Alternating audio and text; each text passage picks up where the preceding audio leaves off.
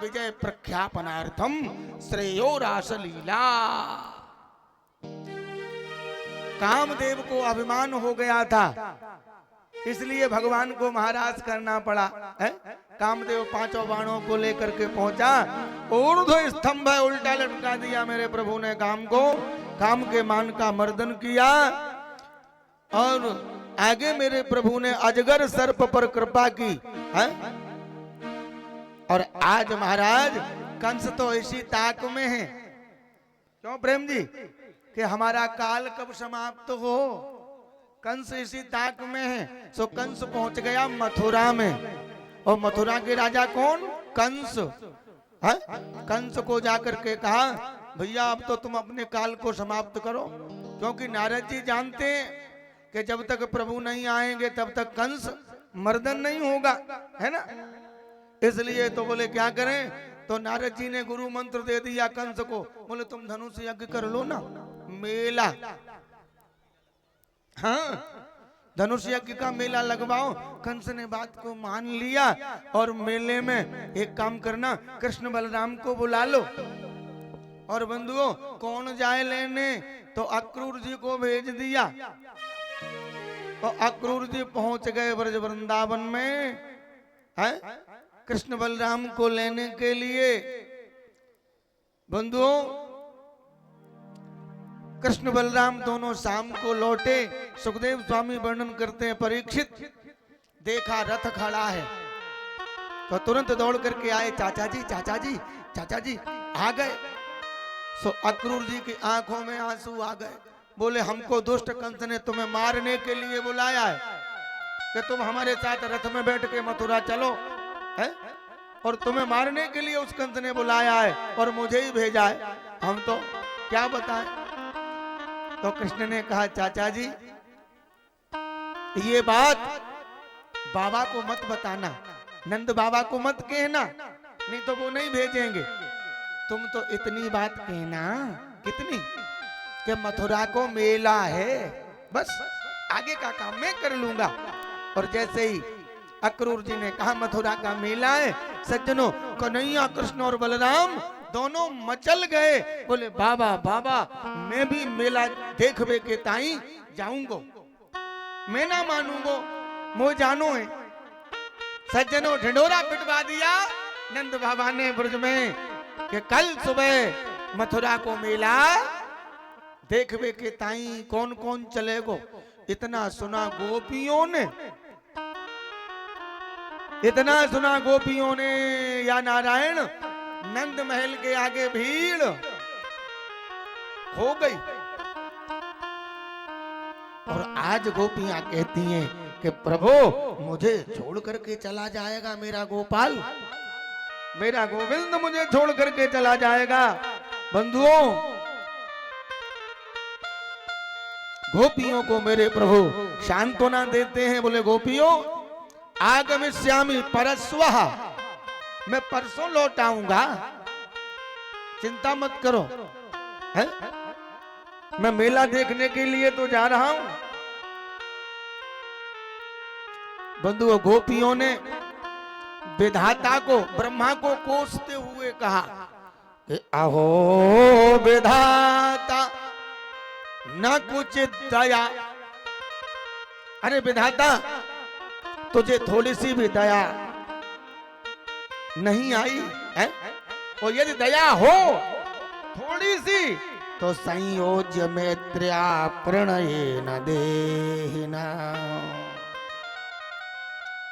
हे विधाता ब्रह्मा तुम्हारे मन में थोड़ी सी भी करुणा यदि हो तो तांश्चाकृतार्थान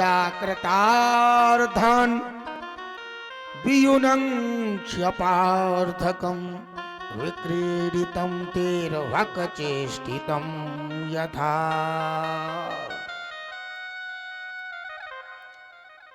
हे विधाता ब्रह्मा तू तो केवल और केवल ऐसा कर दे कि सजन सखारे जाएंगे मेरे नैनो मरेंगे रो। विधना ऐसी रीत कर सुभोर कबहु ना हो। हे ब्रह्मा, कल प्यारे श्याम सुंदर मुझे छोड़ करके जा रहे हैं मथुरा, तो मेरे ऊपर कृपा करके इतना कर देना, सुबेरा मत करना, और प्रातः काल नहीं होगा तो हमारे प्राणेश्वर सर्वेश्वर हमें छोड़ करके नहीं जाएंगे।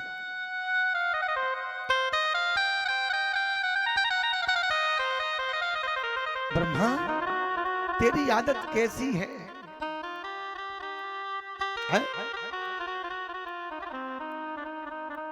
पहले तो जीव के अंदर प्रेम भरता है और उसके बाद बिछोह करा देता है। छोड़ना है और अपनाना, ये अच्छी बात है क्या? और मेरे प्रभु कहते हैं, गोपियों में आ जाऊंगा परसों। माता यशोदा को सांत्वना दी मेरे प्रभु ने, और आज अक्रूर के साथ जैसे ही रथ के ऊपर बैठने के लिए उद्यत हुए, तैयार हुए, और गोपियां रथ के आगे लेट गईं बंधुओं, और कह दिया गोपियों ने, यदि तुम जाना चाहते हो प्यारे श्याम सुंदर, तो हमारे ऊपर से रथ को गुजार दो, ऐसे तो नहीं जाने देंगे। बहुत कहा प्रभु ने, मैं परसों आ जाऊंगा। बंधुओं, रथ में मेरे कृष्ण और बलराम दोनों बैठे, और जैसे ही गए तो ऐसा वर्णन, अपलक दृष्टि से गोपियां मेरे गोविंद को निहारती रही। जहां तक रथ की ध्वजा दिखाई दी, वहां तक गोपी केवल और केवल प्रभु को ही देखती है।